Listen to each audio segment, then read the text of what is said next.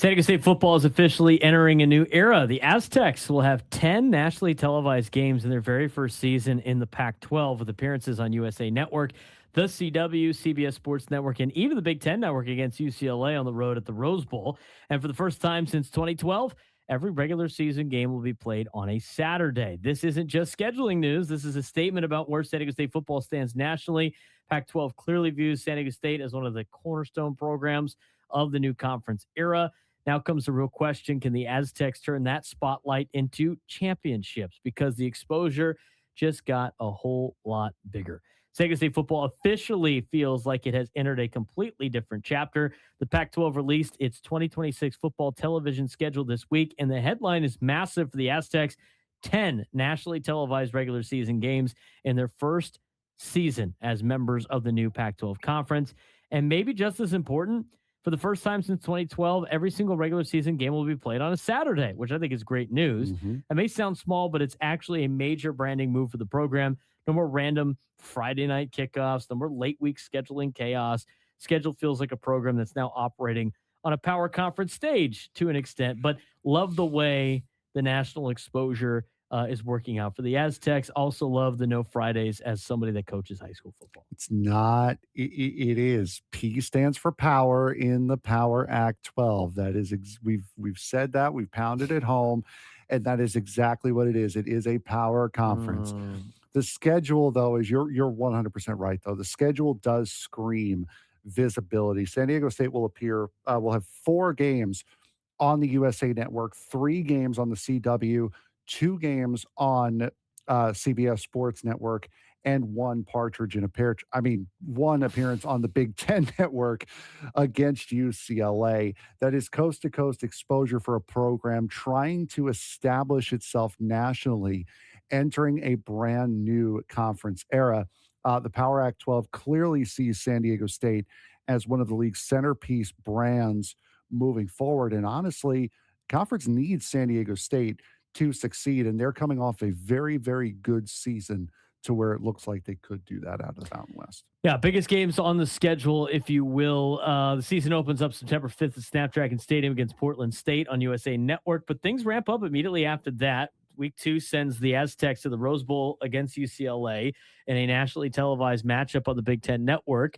Obviously, that game feels a little symbolic. It's not just San Diego State versus UCLA.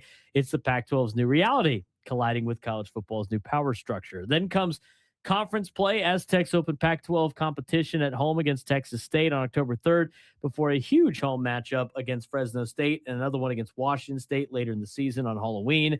And circle November 21st right now, Aztecs and Broncos of Boise State. That game has some serious potential to carry conference championship implications. Yeah, absolutely. And then also you have that flex game as well, which you would have to assume will be on national television in some way, shape, or form.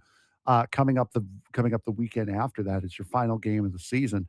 So most likely all 12 games being nationally televised. Now, what does this mean for San Diego State as a program? This isn't just about television windows. It's about perception.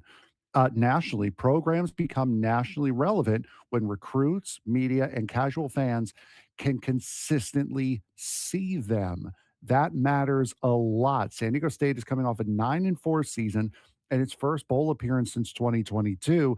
And now the Aztecs enter the Power Act 12 with some real momentum and real visibility. In the conference is also clearly betting on late season drama with this new flex game format, which will be right after that Boise State game where matchups can shift to maximize college playoff positioning. So it's a very, very good step for San Diego State for sure. Yeah, and you understand where the Pac-12 is at. They want relevance immediately, right? And so San Diego State's going to benefit from that here on this schedule. They also, some of their other non-conferences matchups are good. They're going to go to Toledo early in the season. They get James Madison, who was in the college football playoff last year, coming to Snapdragon Stadium. A lot of home games for the Aztecs, all Saturday games, as mentioned before, and almost every single game on national television. So obviously, with the other side of this exposure, expectations. That obviously rises dramatically. It's one thing to quietly win games in the Mountain West. It's another thing entirely when you're playing nationally televised games almost every week under the new Pac-12 banner. And now the question becomes, can San Diego State handle the spotlight? Because the opportunities are absolutely there. Snapdragon Stadium will be featured nationally. The recruiting pipeline hopefully gets bigger. The exposure increases. The stakes increase. Now the performance has to match the stage. The other update for the Aztecs, though, in football, they just got a commit from Cathedral Catholic. Isaac Cook, wide receiver for Cathedral, one of the best receivers in San Diego County, is committed to San Diego State.